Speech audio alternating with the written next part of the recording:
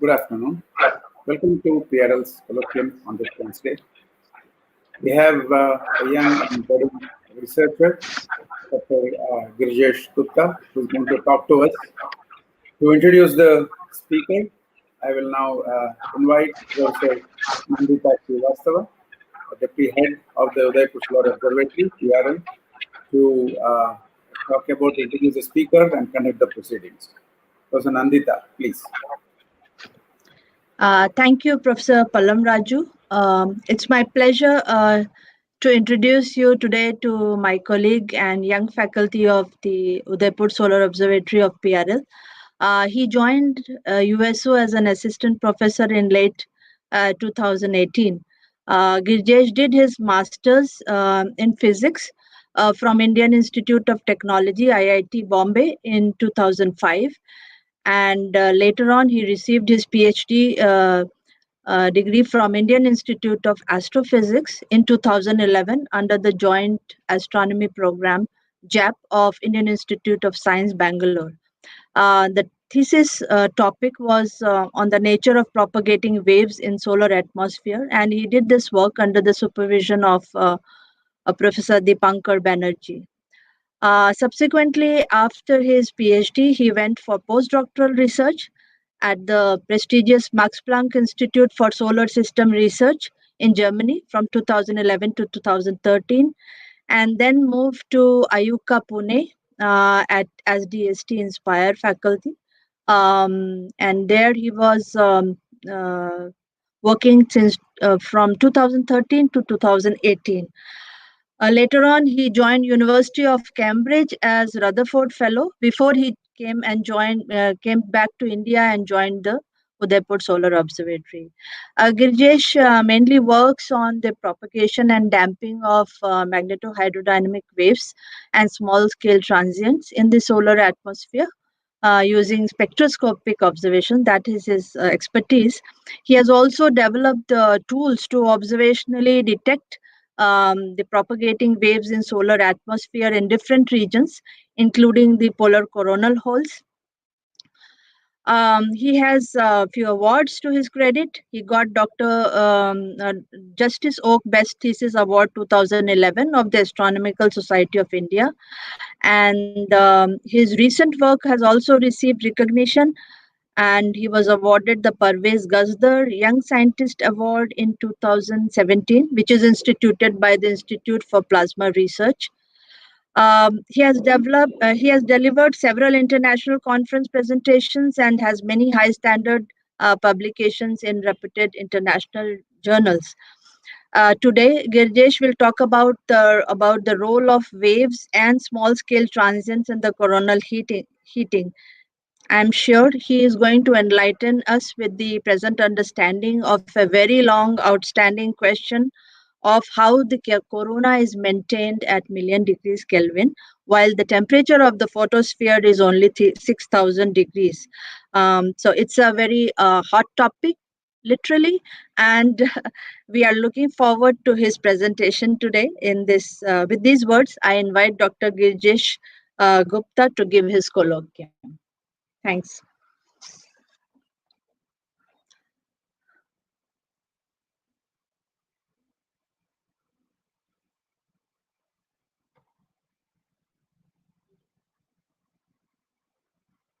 Girjesh, you are muted.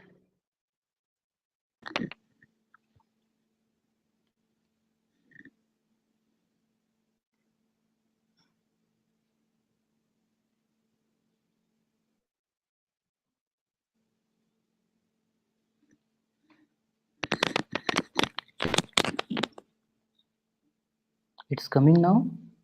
Yeah, but your presentation doesn't show up.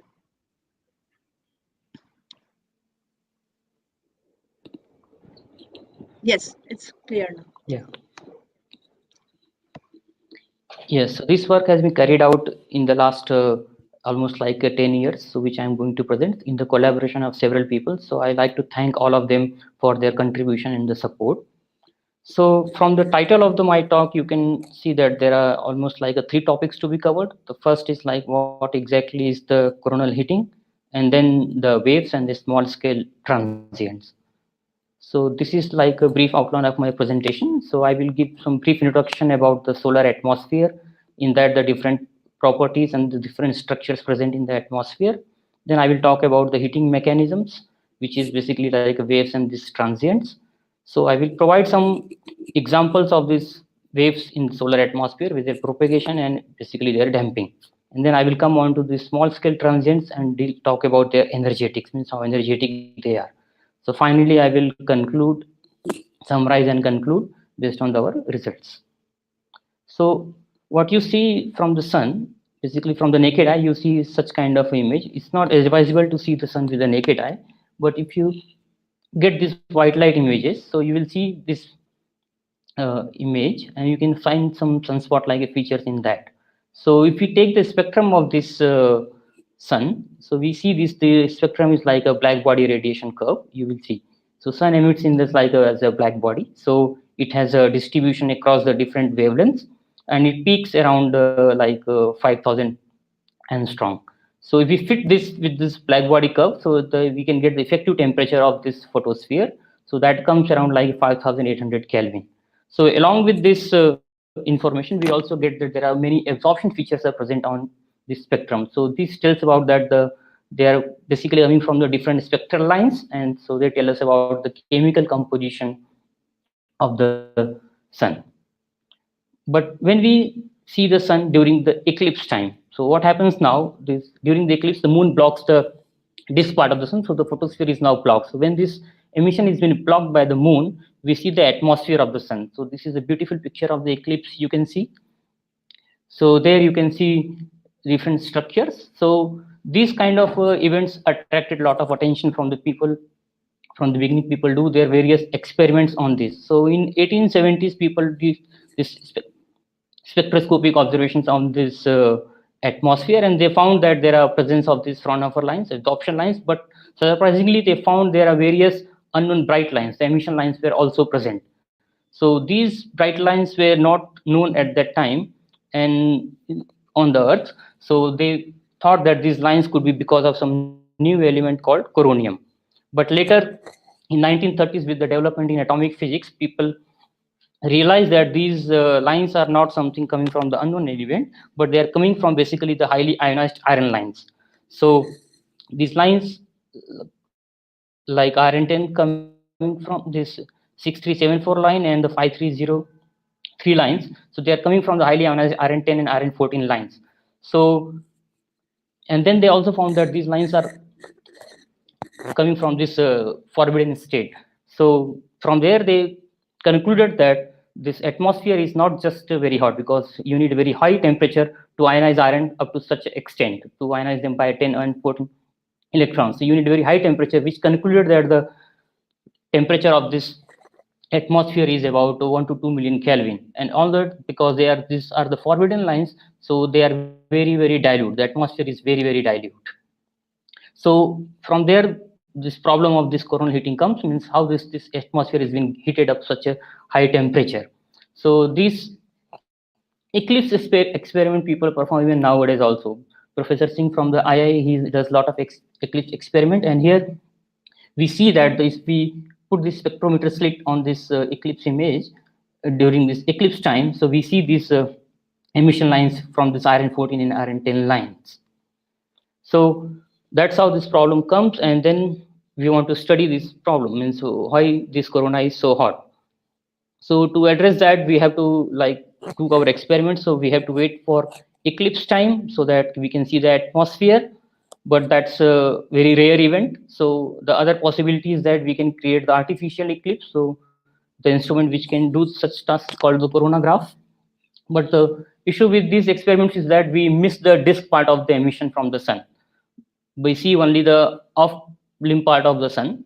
But if you want to study this in the very detail, is connecting the different atmospheric layers, so we need to see the sun, this corona, into the disk part of the sun.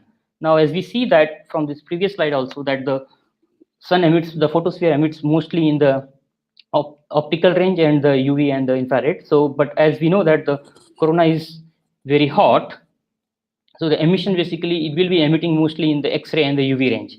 and at that range photosphere hardly any emits. So if we can go to X-ray and the UV range, then we can see the disk part of the sun, so coronal part on the disk of the sun. So this is the like, but for that you need to go to the space, because we can't see this X-ray and UV from the ground. So there are space missions which dedicated to observe the sun. So this is one of the movie of the sun you can see, which is imaged at around 1 billion Kelvin in the extreme UV range, wavelength range.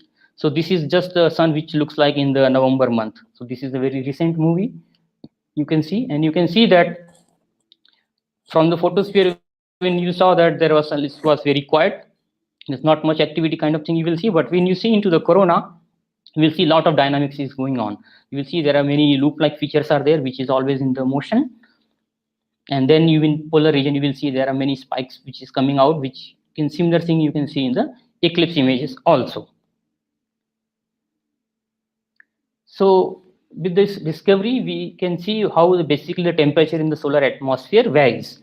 So we know that the corona is very hot, but how the overall temperature variation in the solar atmosphere takes place. So we can see at like define the photosphere as a zero height. So we see that the temperature is about like 5,800 Kelvin. But as we go higher up in the atmosphere, so the temperature first decreases. So it attains the temperature of about 4,500 Kelvin. So we call this as the temperature minima region, and this region can be very well observed in the G-band images. But as we go further higher up, temperature again starts rising up. So the temperature becomes around like a 10,000 Kelvin to 20,000 Kelvin. So this layer is called the chromosphere, and which is very well observed in the calcium-2 images. Further we go in the higher up in the atmosphere, then comes the transition region. There is a steep transition in the temperature. Within the few hundred kilometers, the temperature rises from this 20,000 Kelvin to the million degree Kelvin. So this is how the transition region and the corona comes into the picture. And these regions can be observed in the like with highly ionized different ions like oxygen, magnesium, iron. So, and also if we see the density, so density drops very rapidly from the solar photosphere to the corona. So that the atmosphere like corona is very, very thin compared to the photosphere. So the most of the emission which we see, it basically comes from the photosphere. So the amount of radiation coming from the photosphere is much, much higher than the amount of radiation coming from the corona. It's like more than a billion times. Although the corona is very, very hot, but it's very, very dilute. So the amount of plasma is very less there. So the amount of radiation coming from the corona is basically like a 1 billionth. So that's why we need to block the photosphere to see the basically the corona. So that's how the question of this coronal heating problem comes, because our general notion is that as we go away from this heat source, the temperature should go down. So that's what happens. The heat source is the core of the sun. So as we go away from the photosphere, we see in the beginning the temperature is going down. So that's very well acceptable. But why this temperature rises again? Because we are not expected this. So that's the problem which begins. So that's what we are trying to address. So this is the picture of the sun. You can see in the different wavelengths at different temperature. As we see, the atmosphere is highly dynamic, has a very large variation of temperature. So how the sun will look like? So if we see the photosphere, which around 4,500 angstrom, temperature of about 5,000 Kelvin. So we see that there is very quiet. There are some few sunspots are there, and we know that the sunspots are magnetic in nature. But as we go higher in the atmosphere, the temperature increases and this structure becomes very dynamic. We see that a lot of emission structures are coming out. So one of the point which you see here very clearly, that this brightness is not uniform. There are localized brightness in the corona, you can see, and they are very well correlated with the sunspot, the magnetic field. So it indicates that magnetic field must be playing some role into the heating of this atmosphere, because wherever there is a strong magnetic field, the emission is very, very large. So that's how we conclude that the magnetic field is playing a very important role. So we deal this with this like a tool called magnetohydrodynamics, because there is a magnetic field involved, and then because the gas in the corona is in the ionized state, so it's a plasma state. So if we come very close to the corona, means we see the detail. So we see that there are many loop-like structures are there. So in these loops, they are the start from one point and end up onto another point. Onto some, they are called as a loops. So they are like a closed loops, and then they are very bright. So these are very temperature is relatively higher than the surrounding, and the density is also higher. And if you see this quiet sun region part, so we see that there are not much dynamics is there. The emission is relatively low, so the temperature and the density is a little bit less. And in between, you will see some dot-like features, the bright region. So they are called as the bright points. Whereas in the polar part, you see there is a very less emission is there. So they are basically cooler part of the corona. So their density and the temperature is a little bit less. So there is a huge gradient onto the sun. It's not homogeneous. So different parts, they have a different distribution of temperature and the density. Now, what will happen if we take the corona? So if we take the corona, means the loops or the different parts of the structures at one particular density and the temperature, if we leave them like that, they will start cooling down because of the radiation. So the corona, like at the temperature of 1 million Kelvin and the density of like 10 to power 9, so it will cool down within the few minutes.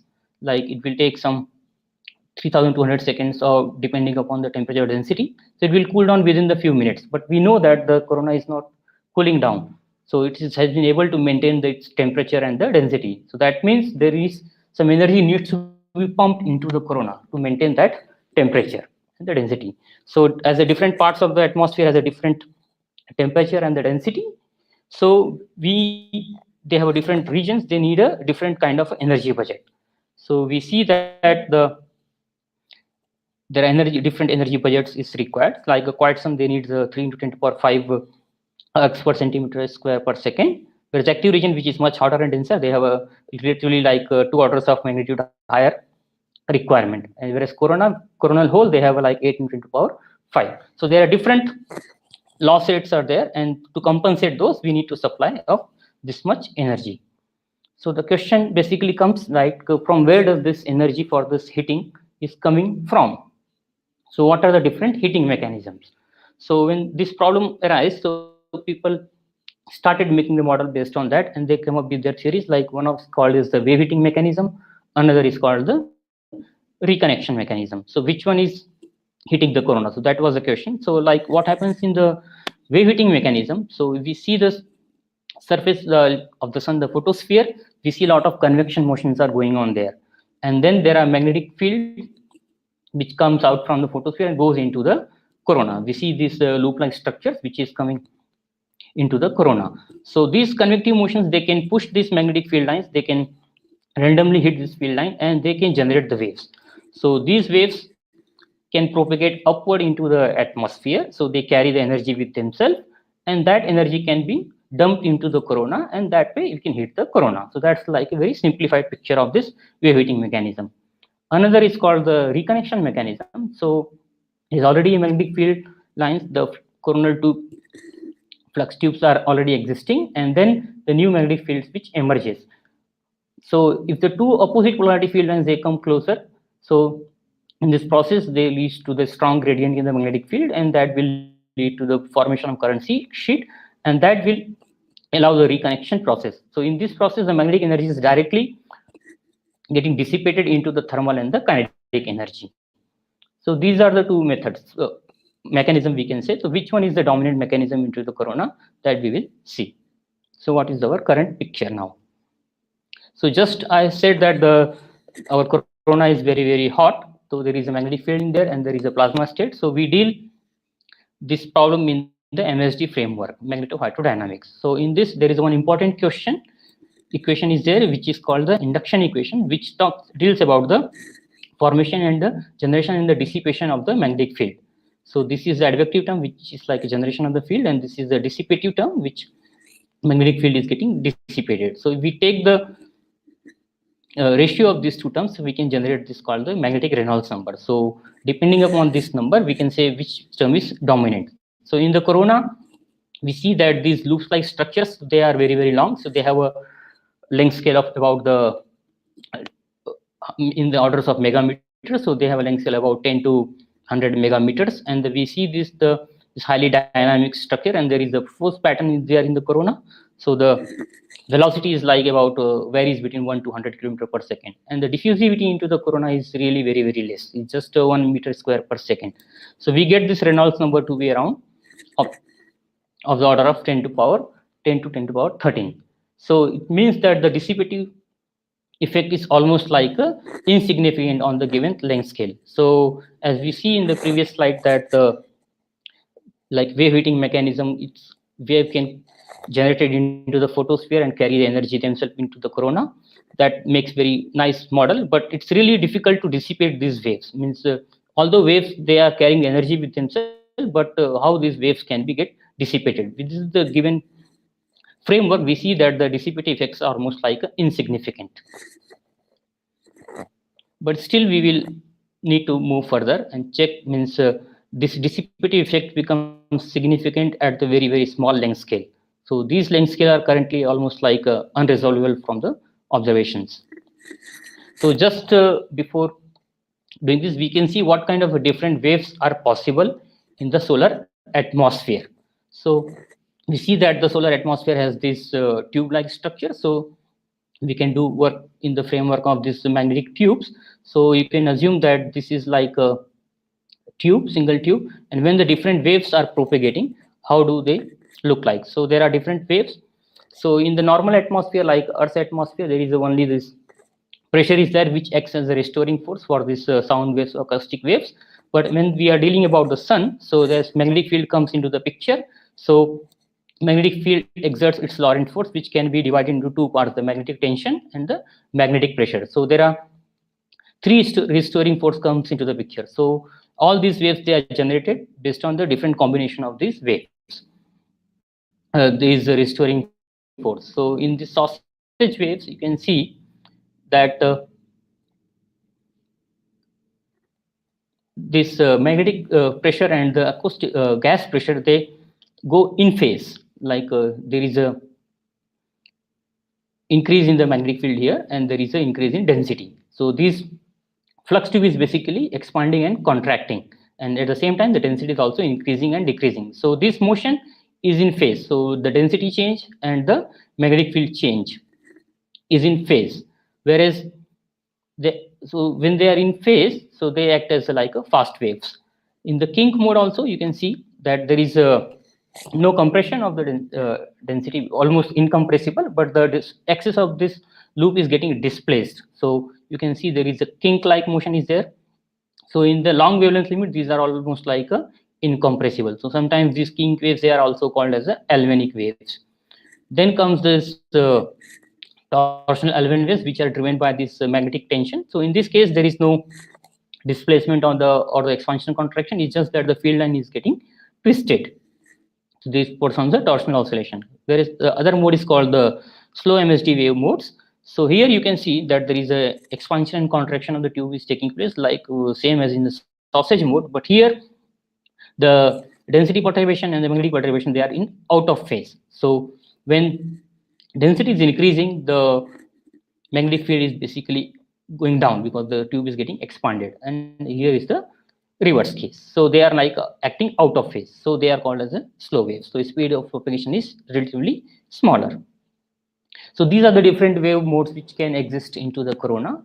So the question now comes whether we see these kind of waves into the solar atmosphere or not. So there are different heating mechanisms, like people have made their models based on these different waves, whether these waves can heat the solar atmosphere or not. So we know there are different type of waves, and then the model needs to be addressed the 3 points. So in a simplified manner, we can say 3 points. Where is generation of the waves, so whether they are generated onto the photosphere or not. So direct observation of this generation of waves is very difficult, because these tube's footpoints are really very small, which is completely like at present like unresolvable with the current generation of telescopes. But we see that there are a lot of convective motions are happening onto the sun. So definitely there is a driver, so which can generate these waves into the tubes. Then comes the propagation of these waves. So these waves can propagate from the photosphere to the corona.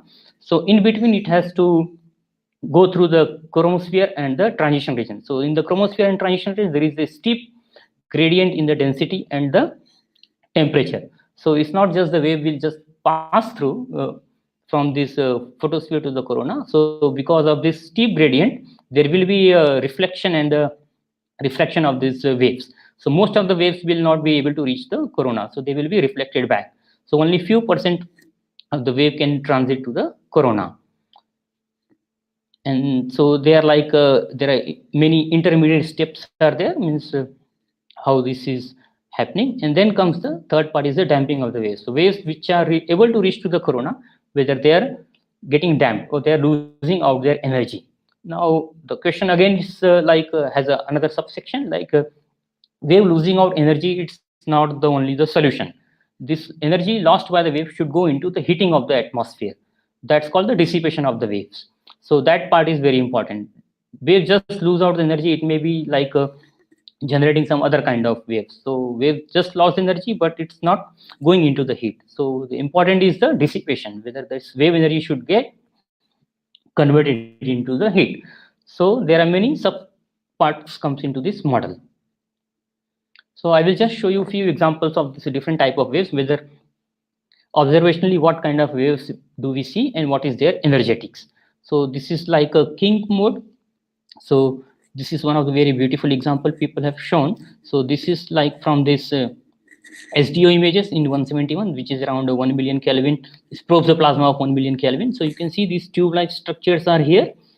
So if you analyze these structures, you can see that these loops, they are showing this swinging motion. So they are basically showing the displacement of the loops. So with the normal image, you may not be able to see this clearly, but when you process these images, then you will be able to see this kind of displacements. So these people, they clearly show that there is a transverse oscillation is taking place. The loop is getting displaced. So this is the basically kink wave. So they found the amplitude of these waves, phase speed of these waves, and the density. And finally, they calculated what is the energy of these waves. So they found that the energy is about 100 to 200 watt per meter square. So this is the energy which is needed to at least hit the quiet sun part of the sun. So this energy can account for this radiative loss of the quiet sun corona. So this is just example that there is exist a wave and it has a sufficient energy, but we still don't know whether this energy can be lost into the hitting the corona, but we don't have that evidence now. So another example is of the sausage waves. So you can see in the image there is a one dark loop like feature is present. So if you can take one cross section along this loop and see how this loop is changing with the time. So with this, they show that the cross section of this loop is basically changing. So this loop is expanding and contracting, which here you can clearly see there is the expansion, then the contraction, then again the expansion is there. Along with that, there is a kink oscillation also there. This is basically getting displaced. And most important for the sausage is that when there is a expansion, the density should go down basically. So if we see that the magnetic field perturbation and the density they should be in phase. So when the field is expanding, then basically the magnetic field is going down. So the intensity will go down, but the cross section will increase. So we see that the out of phase behavior of this cross section and the intensity. Cross section increase means magnetic field is going down. So they are showing out of phase basically means the density and the magnetic field they are going in phase. So this is a very good example of a sausage waves. So this wave is propagating. So based on their propagation speed and the amplitude of the oscillation, they found that the energy budget of these waves is of the order of 170 watt per meter square for this sausage mode, and for this transverse mode is 460 watt per meter square. So basically you can see that this also have a sufficient energy which can be used to hit the corona. But again, we know just the energy budget, but whether these waves are losing the energy or not, that's not known. And then we can see this torsional mode. So in the torsional mode, we see that there is no compression or the displacement of the tube is taking place, just the field lines is getting twisted. So how do we detect them? Because they are not going to provide any signature in the displacement or the density.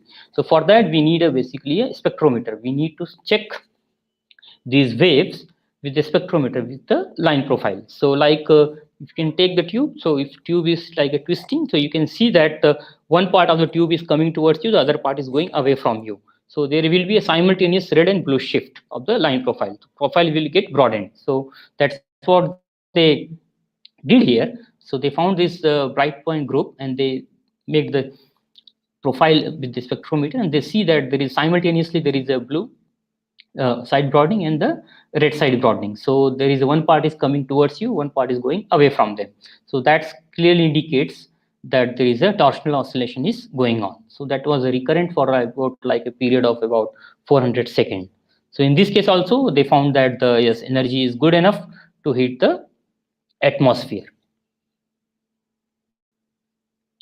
And then we come on to the slow MSD modes. So we trace one of the structures and take their time evolution. We see that there is a intensity oscillation is there, and that like there is a, if we create this time distance plot on this evolution of this intensity along this slit, we see that there is an increase in the intensity basically which because of the change in density. So we see that there is an increase and decrease of this intensity takes place, and with the time that oscillation is moving outward. So basically they are basically a waves which is propagating outward from the sun. So this is like one of the good examples of slow waves.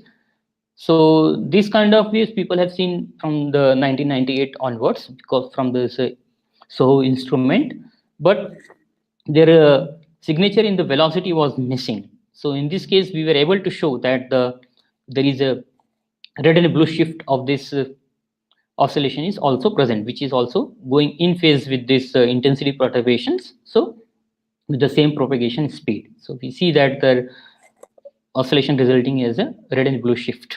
So that was like a clear example that these are basically the signatures of slow waves. Now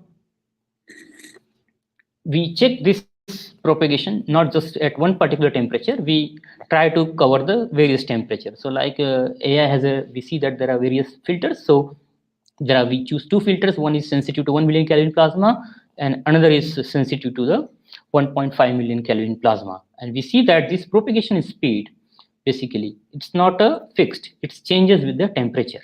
So they have a different slope inclination, and if we take the ratio of this, so we find that this speed is following this square root of temperature dependence. So that's basically indicates that yes, this outward propagating thing is basically the signature of waves. So we show this that there is a temperature dependent in the propagation speed is there. So that clearly indicates that these are the waves. Now whether these waves are getting damped out or not, so that was like a next question. Means we knew that there are waves exist, but whether they are getting damped out. So for that we need to know means how this wave power is changing with the height. So like it becomes very tricky basically, because if you see that the structures when they move outward from the sun, they basically expand. So like their cross section is basically increasing with the height. So if there is a cross section of this, so when you go outward it will expand. So even if there is a energy over this tube, as you go move out, this will be distributed over the large area. So that means the wave amplitude will go down, but that's not the damping of the waves. This is just like a geometry effect. So we have to take that into the account. So in this work we took this into the account that how this area divergence will reduce the wave power, and also the atmospheric stratification, because the density will go also down with the height. So after taking into the account, we found that the wave power is actually decreasing with the height. So that was like one of the good example of the damping of these waves. So we found that the waves are basically getting damped out. So now from this polar region, we were not able to see exactly means from where these waves are originating, because there is a like in the very high altitude. So we shifted our focus from the polar region to the sunspot. Now the sunspot we can now, which is now in the near to the equator, so low latitude. So here we can see the sunspot in the photosphere, in the chromosphere, as well as into the corona. So if we see the sunspot, we see there are a lot of wave phenomena is going on. So like in the umbra part of the sun, you can see there is a lot of wave ripples are there. So they are like umbral flashes are there, and which is generating the waves, which is moving out of this towards the outside of the sunspot. And then these waves, they are not just straight into the umbra, but they are moving out from the penumbra also. In the penumbra also, you can see these ripples are coming out. So they are like you can see these ripples like on the some lake which is through the stone. Then you see these ripples, this wave ripples are coming out. So this is like a more of a similar in that nature. And then if we see this corona, then we see that there are loops which is coming out from this umbra and the penumbra region, and we see that there are waves coming out from these loops also. If you see that there is some pulses you can see, so these are like a signature of these waves. And all these things show has a time scale of 3 minutes. So now as take these different waves and we cross correlate, so we will see that will be some time delay between these waves. But whether they are coming from whether this is a signature of a same wave or the wave driven by the same source, that we can't say. We have no idea about that. So whether like the waves in the corona is generated within the corona itself, or it is coming from the down from the photosphere or from the chromosphere, so we had no idea about that. And then so how to address this problem? So for that we come up with the idea like although there is a 3-minute oscillation present in everywhere onto the solar atmosphere, but how this amplitude is changing with the time. So there is any amplitude modulation is there. So if you see from this movies before that, these are not having the constant amplitude. The amplitude is basically changing with the time. So if that change in the amplitude is correlated at the different layers of the atmosphere, like all the different layers like photosphere, chromosphere, and the corona, they are changing with the same modulation. The amplitude is changing in the same pattern. Then we can say that okay, at least they are driven by the same source. There is an influence of waves. So we checked this part and we found that okay, this amplitude is modulating in the same pattern in the lower atmosphere as well as in the upper atmosphere. So that means there is some connection between these two waves. So these waves, either they are driven by the same source or it's the same wave which is propagating upward. So we see this lot of example of these slow magnetoacoustic waves, but how much is the energy they are carrying? Means how important they are in terms of the coronal heating. So we made the estimate of content of this wave energy. So we found that this energy will be given by this equation. So we put all these parameters and we found that the energy is basically of the order of 10 to the power 2 or 10 to the power 3. So, but that's like really very, very less, almost like 2 orders of magnitude less than the requirement of the corona. So we see these waves exist, they propagate into the corona, and they are even showing the evidence of a damping also, but the energy is not sufficient to hit the corona. So that's, we say that although they are very important because if the study can provide a lot of information about the plasma parameters into the corona, but they become almost like insignificant for the heating of the solar atmosphere. So in that process, I lost interest in working on these waves. So I thought that I will move to the Alfvén waves, basically all these transverse oscillation which we see now. So there people have shown that they carry the sufficient energy to heat the atmosphere. But then I thought, okay, let's see if we can see the evidence of a damping of these waves. So for that purpose, so I started using this spectroscopic data from the Hinode ice. So just a brief introduction, you can see that the Alfvén speed is basically given by magnetic field and the square root of density.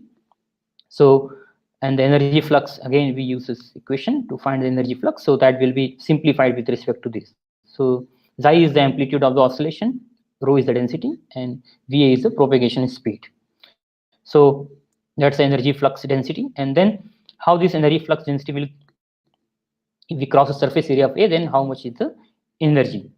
So that will be given by this crossing the surface area of A. So like if you see, this is the loop which is coming out from the Alfvén part and going all the way in a very long distance.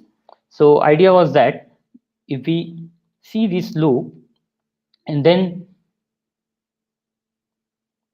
they are moving in the plane of this image. So if there is some oscillation, transverse oscillation, that will be in and out of the plane of this image. So with the spectrometer, we can measure this red shift and the blue shift of the oscillation.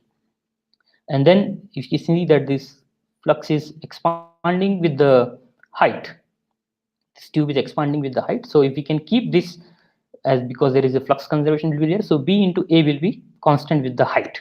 So if we can measure this quantity, basically this with the height, so we can know that the energy crossing through this flux tube is basically is constant, or it's how the energy is changing with the height. So that will give the information about the budget of these waves and how much is the energy has been lost, if there is any.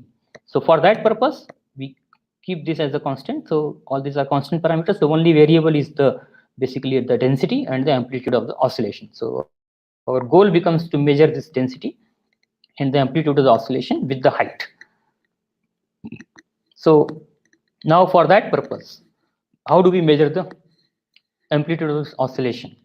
As I mentioned that there will be a transverse oscillation, so there will be red and blue shift of the plasma. So if we take this spectrum, the profile, so that profile will be having some width, like whatever the profile we choose from the iron-12 emission line or iron-13 emission line.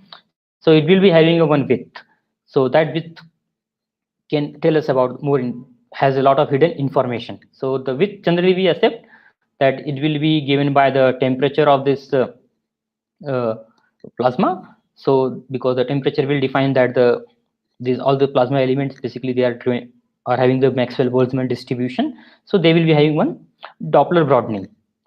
So that is like a thermal broadening of this line profiles. But when we see these profiles into the corona, they are not just explained by this thermal broadening. They are basically having some excess velocity is there. So how can we explain this excess velocity? So this could be one of the possibilities that there are many elements which are oscillating. So they are at different red shifts or blue shifts, and which we see as a combined effect of all this. And this makes this wave, this makes this profile to be the broad end. So if we can extract this information, basically, then we can know that what is the amplitude of the oscillation. So using this estimate, we find out the amplitude of the oscillation. So here we check means how exactly is this, the different parameters comes along the loop. So we make this density estimate along this loop. So using this line ratio method. So the density changes is in the log scale, the distance, and has a scale height of about 60 megameter. So that indicates that these loops are basically in the hydrostatic equilibrium, and the temperature is about, comes to be around 1.35 million Kelvin. So you can see that along the loop the temperature is like almost constant. So that's very much expected because the thermal conductivity into the corona is really very large. So if you dump smallest amount of even the energy, that will get distributed into the along the whole tube in a very small time. So most of the time we will see that the temperature profile is basically a flat. And then we estimated this velocity amplitude. So as you see that there is a comes from this line profile analysis, and there is a very complex relation. So there is basically that translates into the very huge error bar, because normally we assume that there is a lot of light coming from the sun, so signal will be very good. But when we go for this deeper analysis, we realize that okay, extracting the values is really very tricky, and that imparts a lot of error bars. So using these values, if we calculate the energy, how the energy is changing with the height, we see that the energy is basically decreasing with the height. But there are a lot of huge error bars there, so I could not move much further in this analysis. But we so clearly shown that the yes, energy is basically changing with the height. So basically wave is basically losing out the energy, and the energy which we found here is basically sufficient to maintain the coronal losses. So we did this analysis for the different temperatures, so covering the temperature from 1 million to 3 million Kelvin, plasma, and we found that the scale length over which the density, this energy is decreasing, it has some kind of a temperature dependent. So that provides some clue about this damping of these waves, means what could be the possible damping mechanism. But at least we made the progress here, basically that the wave is getting damped out. But whether this energy is getting converted into the heat or not, that we basically don't know. But at least we have now one progress, one step further. So now I will shift my attention to the transients. So this kind of solar flares you might have seen many times. So we call them as a large scale transients. So they are like explosive events into the solar atmosphere, and they release a lot of energy within the span of few minutes, like of the order of 10 to the power 30 ergs. So they are basically the event of a magnetic reconnection, and the temperature can go up to 10 to 30 million Kelvin.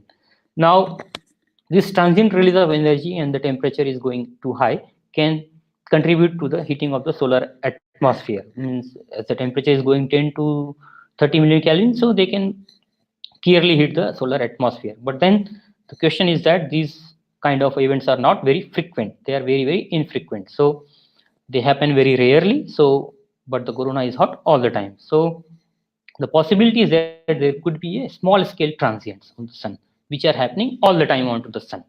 So we see that there are different kind of examples we see in the small scale transients. So you can see like a jet-like features here.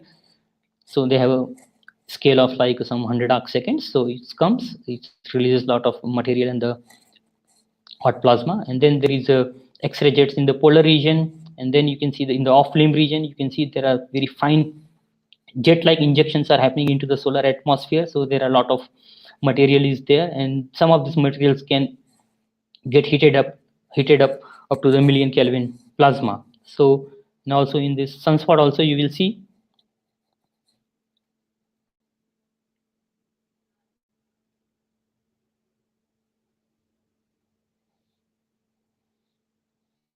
so in the sunspot also you will see there are a lot of jet-like features are there. They are called the penumbral microjets. So and then in the quiet sun, the network region, they are showing it's very, very small scale. So these small scale transients, they are almost like everywhere all the time. So they can be contributing into the heating of the solar atmosphere. So these most of these transients, they originate into the cooler atmosphere in the chromosphere, but some of them can reach up to the coronal temperature. So their contribution can be important into the heating of the solar atmosphere. So there is another class of these small scale transients called the UV burst or the iris burst, which has been detected recently by the iris. So in this case, you don't see the jet-like features, but you see this compact brightening. And in this case, we were lucky that there is a spectrometer slit was sitting on the top of this the compact brightening, and we can see the line profile is how it's changing. So this compact brightening, whenever occurs, the intensity goes basically like 100 times more. But sometimes we see that the profiles of this spectral line of like a silicon 4, it's almost very simple and Gaussian. But sometimes we see that the profiles, this is the initial profile before the event, and then you can see during the event how this profile is changing. So you can see it becomes really very, very broad and non-Gaussian. So, and most important part is that you see there is a one dip here which is present. So this dip is basically coming from the absorption line. So how do we interpret this? So we can say that this explosion which we are seeing the brightening, it's happening in the much, much cooler atmosphere. So there is a explosion is happening, temperature is going up, but on the top of that there is already a cool material, so which is absorbing this emission energy, resulting into this emission absorption line. So this indicates that this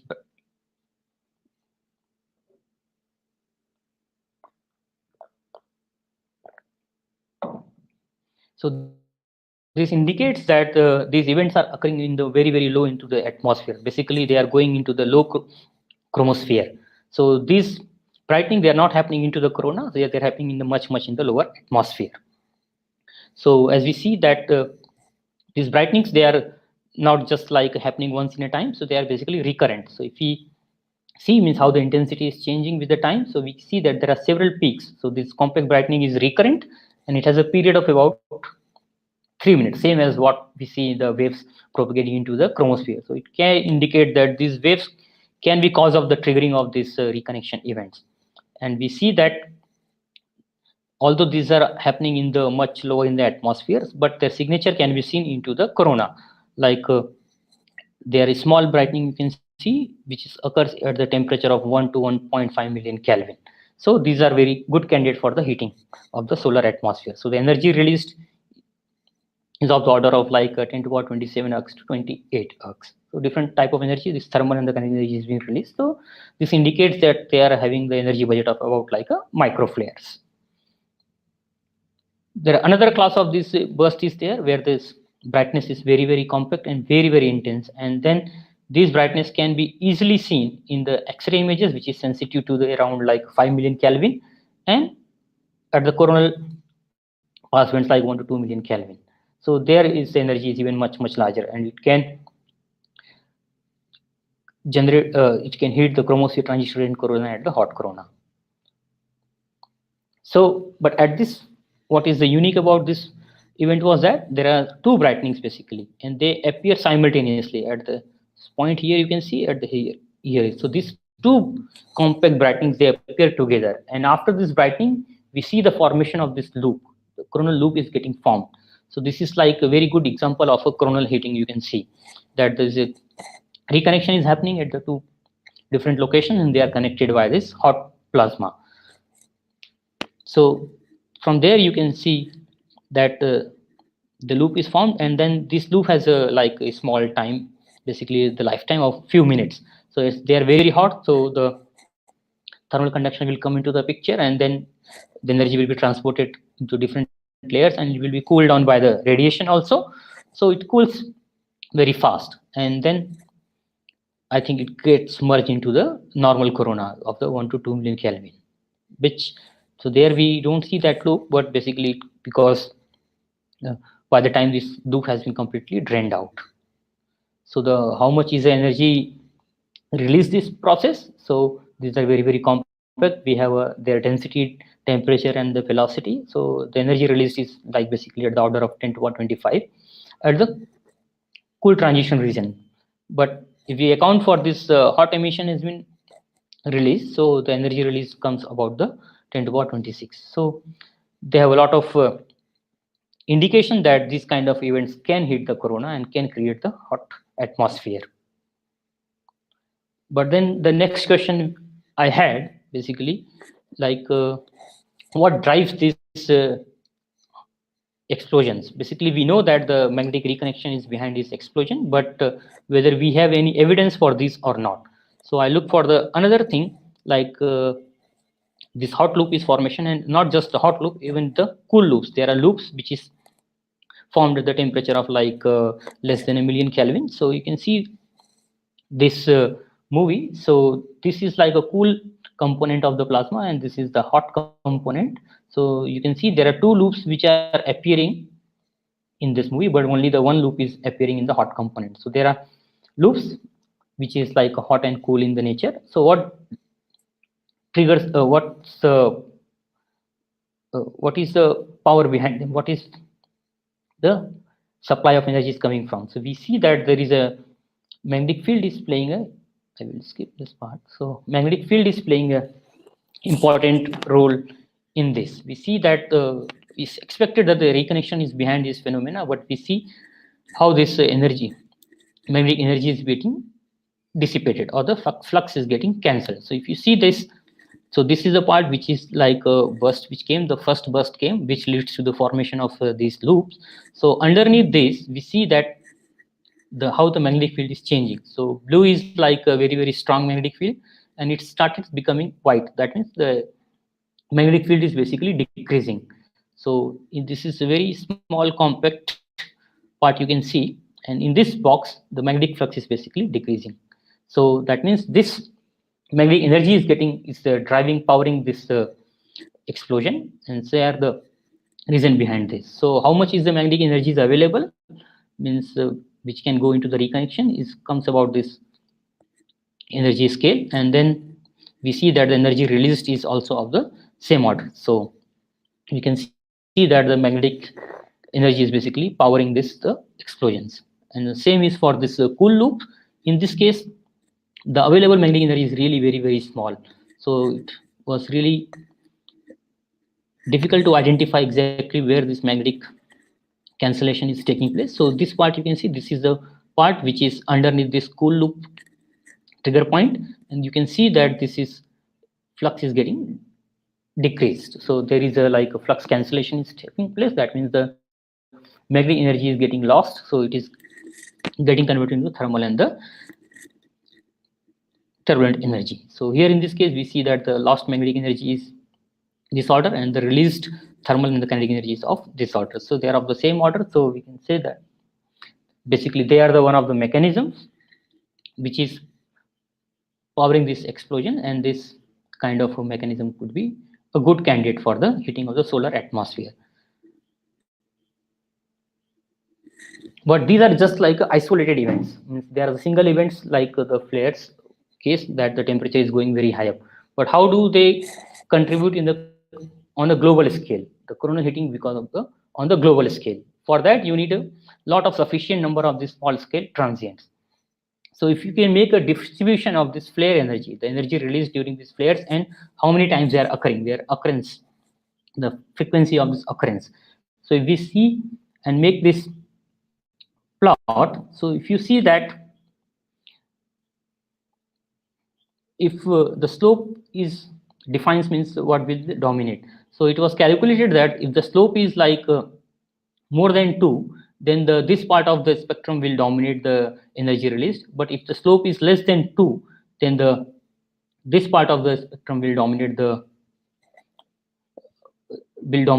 But we know that this part, the flare energy is not sufficient to hit the atmosphere. So we need this part to dominate, and for that we need a very steep slope, the slope of about 2. But then there are people make this calculation, the different calculations has been now given, and we see that the slope is not basically around 2. Some people calculate less than 2 and some are calculating more than 2. So this is basically still a problem, means how exactly these small scale transients can contribute into the heating. So this part makes it still unclear. So with this iris, there are like we show that there are small scale transients.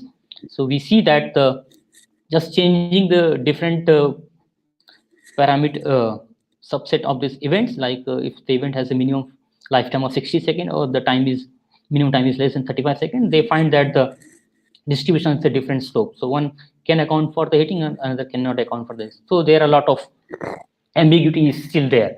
So there could be a possible source of errors, because why we are not able to see getting the proper index of this power law. So possibility is that we are not estimating the energy properly. So as we see that energy is being released at the different temperature. So if we are working only with the one instrument that's sensitive to only one particular energy level, so we are missing out the another energy levels. And also most of this work people calculate only this thermal energy release, so but they miss out this energy released in the form of kinetic and the turbulent energy. So all these things is needed to take into the account, and that needs a proper algorithm to detect this transient. So but because of the various issues, the index is still not resolved, so that makes it unclear.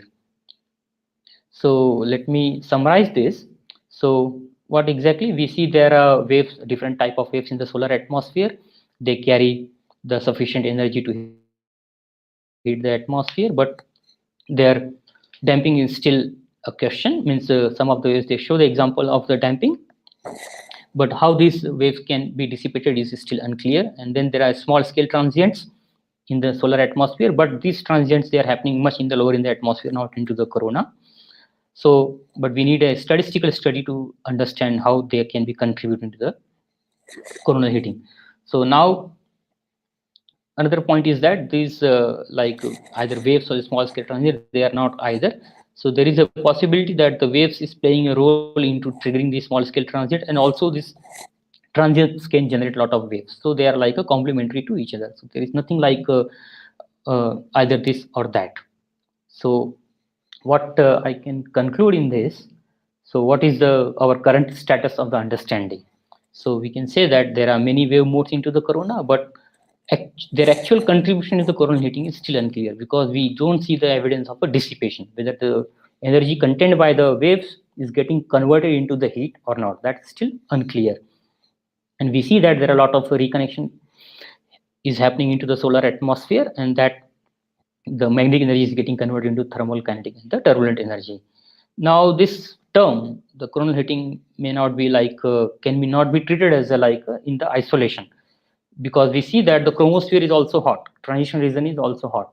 So we have to take all this atmosphere coupled together, because all these transient events or these waves, they are identified into the chromosphere, and they have a, the heating is occurring into the chromosphere. So the coronal heating becomes the one of the just a subsection. So we have to couple this whole atmosphere together. So there is not just one mechanism is there, wave heating or the transient. So both are the like supplying to the energy to the chromosphere and to the corona. But depending upon the property of the structure, means what is the density, temperature. So one of the mechanism can dominate, but this is like still a open thing. And then the coronal heating is like intrinsically non-steady. So like these loops, they are formed, they are disappear, they appear somewhere again. So it's not that the corona is always steady, so it's always dynamic, it's changing its shape all the time. So it's not a steady thing. So what we exactly need to understand is that because the dissipation, basically, as we see from this induction equation, the dissipation scale will be on the very small. We have to go up the length scale of like meter length scale, or some kind of a meter length scale, which is completely like cannot be achieved with the observationally. So we need a numerical simulations on those length scale, which can explain means how the dissipation is taking place, and then because of that dissipation of how the plasma will get heated up, so plasma response, and those heated plasma how they will emit.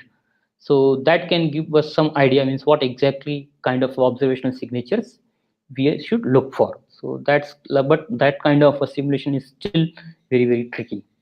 So that requires like a huge computational power, which is still not feasible to achieve that. So there are some upcoming missions are there, like in the solar orbiter you have seen that the new kind of a transit which they called as a campfire. So you can see these small scale transients are coming up, so they called it as a campfire. So the new class of the transients. So from the India, the Aditya L1 mission is there, which has a suit imager is there, which can image the photosphere and the chromosphere of the sun. So there are many new filters are there. So we are sure that whenever there is a new filter is there, we discover a lot of new things happening onto the sun. So that can provide a lot of small scale transients or the other phenomena. And then there is a VLC, which is like a coronagraph. So there you can see many other things like wave dynamics or the transverse oscillation. So these both can combine together, can provide more insight into our current understanding of this coronal heating. So with this, I will stop here. Yeah, thank you.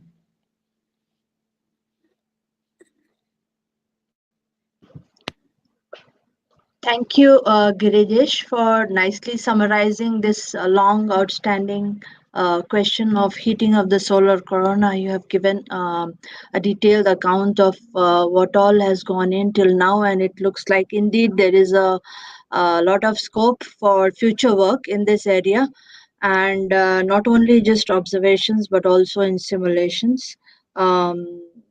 So there is a multi faceted approach that can be taken to tackle this problem, both on theory, observation, and simulations. So uh, I don't know, Bushidji, can we have the questions if there are some questions here? I don't see anything. So far, there are no questions. Oh, okay. Okay, so I can ask you some of the things which I thought you will probably cover. The recent missions that have gone in, they were all meant to address coronal heating. You didn't touch upon exclusively on those new results coming from the missions, but you can sort of summarize what they actually want to address, or what they want to look at, which which was not possible with the previous missions, and how we can make a headway into the solving of this problem by observations. Yes, means recently means there was a paper which talks about this type 2 spicules. So there they have shown that these spicules they can basically hit the solar atmosphere. So they have a lot of examples of the spicules where the temperature is going really very high. So that like means the amount of spicules, like even the 4 or 5% of the spicules, if they reach up to the coronal temperature, so they can be sufficient to hit the solar atmosphere. But in this case means like my focus was mostly like transient which has been observed by this iris, so I did not Yeah. went into the detail of this spicule. So there are like various examples are there, like small scale transients like this spicules is one of the big candidate for this addressing this coronal heating. Okay. Here is a question by Dibendu Chakrabarti. He says, if it boils down to small scale dissipation to address coronal heating problem, what kind of modeling do you think may be required? Observations do not look like to resolve such spatial scales.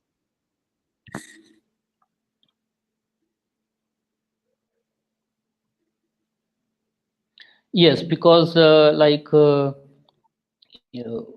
with this our understanding of this Reynolds number means we have to go to the length scale of about like a meter.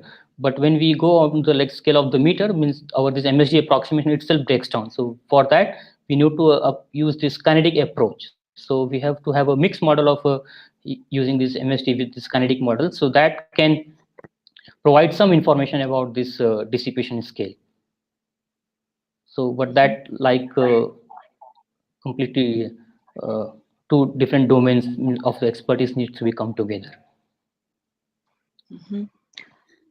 There's another question by Varun Shil. It is more practical approach for this. He says, cannot our HPC be used for such small scale modeling? What are actually the challenges involved?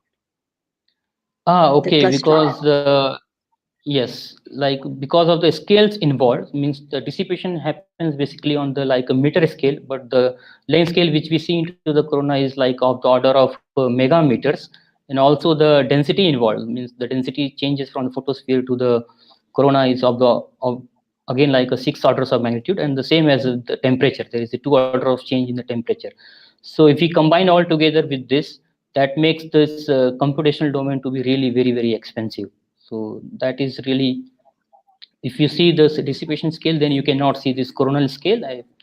And if you see the coronal scale, you may not be able to go to the dissipation scale. So that's one of the big challenge. So the computational power is not that sufficient enough. Okay. Here's a question. Can campfires, which you showed in your presentation, contribute significantly in the coronal heating? Okay, means for that we need to go for this statistical study, because this is just like the first release of the light basically, because they have not yet released the science data. Means basically science data will start from this next year, maybe in the late 2021. So from there only we can be able to see whether they can contribute after the data becomes public. But at present it is just like discovery of these campfires. How much they are frequent and how much is the frequency, that needs to be first addressed. Mhm. There's another question from Ramit Bhattacharya. He says, if sorry, I think the question has been. Yes, I can read the Ramit's question. You can read it. Okay, yeah. Yes, yeah. So yes, yeah, exactly. It's the same thing. Means on the very small scale, length scale. So the dissipative mechanism for this reconnection and for the waves, it will be all the same. So it will not be the different. That will still operate on the for the waves dissipation also. Yeah. And how magnetic reconnection causes conversion of magnetic energy to kinetic or thermal energy? This is a question by Gaurav Mitra. Okay, yes, the magnetic energy means when the two magnetic field lines they come opposite polarity field lines they come together, they form this strong gradient magnetic uh, in the magnetic field. So that leads to the formation of a current sheet. So in that case, so there is the charged particles which are inclined to this magnetic field, they basically kicked out. So that leads to the reorganization of the magnetic field. So this magnetic energy is waiting basically gets converted into this kicking out of this charged particle. So that comes as a kinetic and the thermal energy. This question from Durgesh Tripathi. He says you made a point that chromosphere transition region and corona are coupled system. However, when you look at the DM curve from transition region to corona, there is a valley at log t equal to 5.5 and both sides the DM curve increases. So the transition region and corona seem to be disconnected somewhat. Can you comment on that?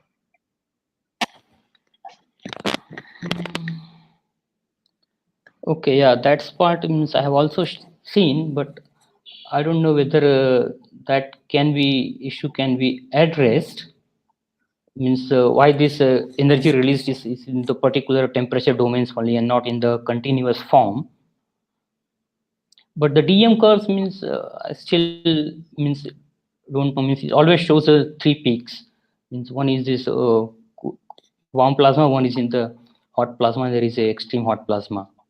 But maybe yes, I think I don't have any answer for that. Means if there why there are three different emission is there. There is another question. What exactly is happening in the transition region to cause such an abrupt change in temperature? Is there any shock-like structure or anything else? Yes, so that's basically the questions we are trying to basically address. Means why this there is a sharp change in temperature is occurring. Basically, that's what the problem defines.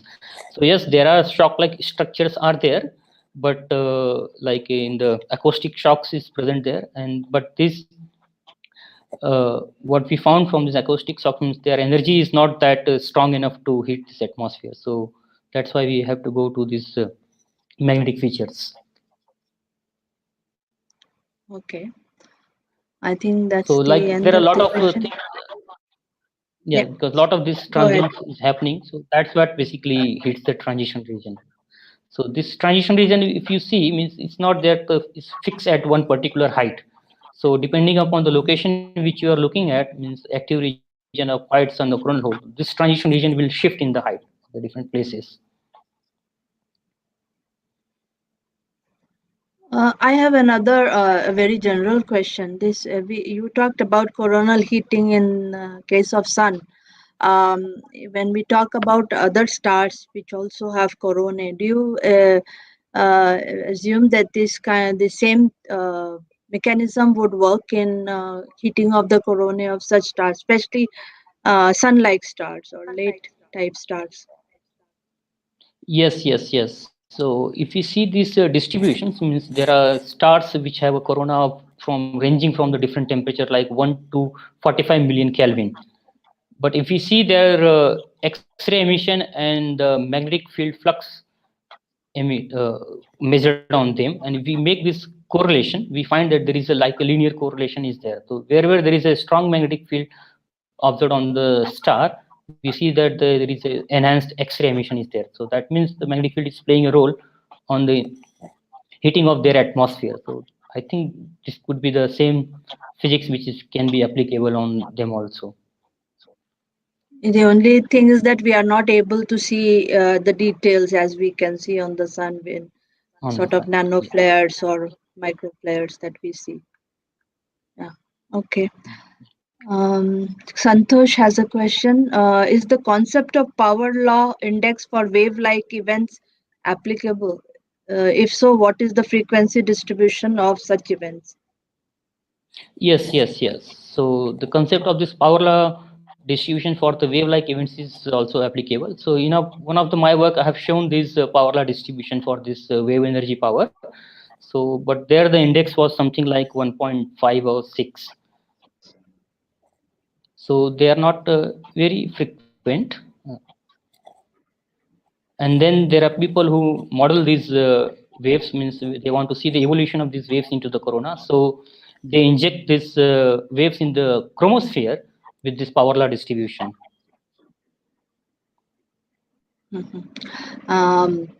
There is a question by Yogesh. Does the solar cycle activity have any effect on these heating mechanisms? Okay, means there is no effect of like solar activity on the heating mechanism. Basically, we see that is that the magnetic field which is playing the important role. So when the cycle change progresses, means there is a strong magnetic field comes into the as a form of sunspot, and then in the minima time there is hardly any sunspot. So the magnetic activity goes up and down. In the same process, we see that our emission in the corona is also correlates. The UV emission and X-ray emission also correlates with that. So that means it's more on dependent upon the magnetic flux. So, but the heating mechanism remains the same basically. A question from Mithun. Are there any study which addresses how other type of energies like turbulent compare with the radiative energy for small scale events? Yes, yeah, this is like one of my last work is ongoing work is which tries to address this problem, means how much is the turbulent energy has been released. So, but still means we have made the estimate of the turbulent energy release, but I have not compared it with this radiative loss. So maybe this is a good idea, since I can compare how the radiative loss will be there. Thanks for this point. Yeah.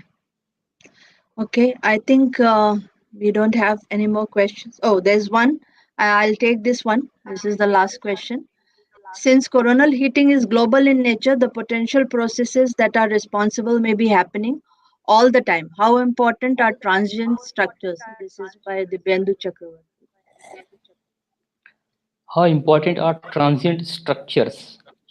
Yeah. So by the transient structures, you mean that some of these hot loops, they are coming and going, or the bright points, they are there for some duration of the time. So yes, because the coronal heating is in the global nature, but as I mentioned that this is not a steady process. So it's intrinsically non-steady. So there are some part of the corona which is getting heated up, so some part is getting cooled down. So overall there is a hot corona is there, but the different parts have a different distribution. So yes, these transients are important for this maintaining these hot structures. Like Okay. different transients, they have a different time scale. So some are like for a few minutes, some are for the hours. But when the one transient disappears, the new transient appears at somewhere else. Mm-hmm. Okay, so thanks, Girjesh. Sorry, you are continuing. Please go ahead. Yeah, means I was asking Devendra whether this is what he was looking for or something else, means from the transient structures.